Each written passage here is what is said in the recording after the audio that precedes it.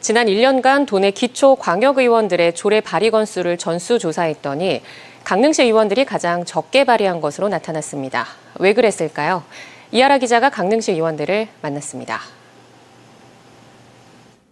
12대 강릉시 의원은 모두 19명. 도내 18개 시군 의회 가운데 의원 수가 세 번째로 많습니다. 의회가 쓰는 예산도 당초 예산 기준 47억여 원으로 춘천시 의회에 이어 두 번째로 많습니다. 하지만 예산도 의원 수도 많은 강릉시 의회에서 지난 1년 동안 만들어낸 의원 대표 발의 조례는 모두 10건에 불과했습니다. 의원 1인당 조례 대표 발의 건수가 가장 많은 홍천군 의회와는 12배 차이가 나고 두 번째로 많은 양양군 의회와도 9배 넘게 차이 났습니다. 강릉시 의회의 입법 기능이 다른 시군보다 떨어진 이유는 뭘까? 1년 동안 대표 조례가 단 한 건도 없었던 8명의 의원을 직접 만나보겠습니다. 8명 가운데 절반은 초선, 3명은 위원장, 1명은 의장이었습니다. 1년 동안에는 좀 흐름을 좀 지켜본 거고요.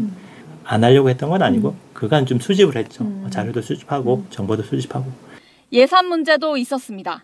한두 가지 시도를 좀 했었는데 이제 그게 이제 또 집행부하고 예산의 문제가 조례가 제정이 되면은 반드시 뒤따라야 되는 예산이 따라줘야 되니까.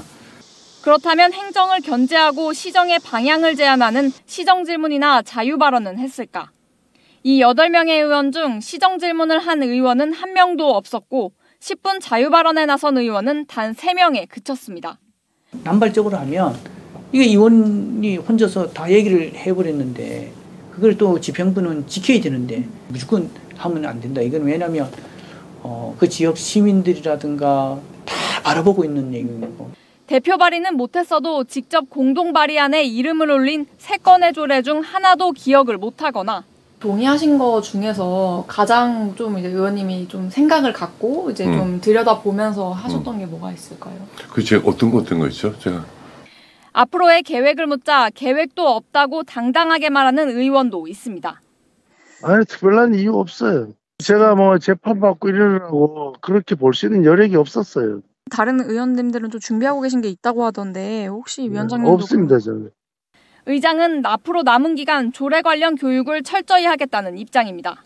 조례 부분에 대해 가지고 이제 뭐 좀 보니까 좀 너무 이제 강릉이 이제 좀 뭐 나름대로는 열심히 한다고 했는데 좀 그한 것 같아서 이 조례 재개정에 대한 이제 교육을 연수를 시키려고 그래요. 강원도 기초광역의원 223명 가운데 조례 대표 발의안을 단 한 건도 내지 않은 의원은 모두 45명.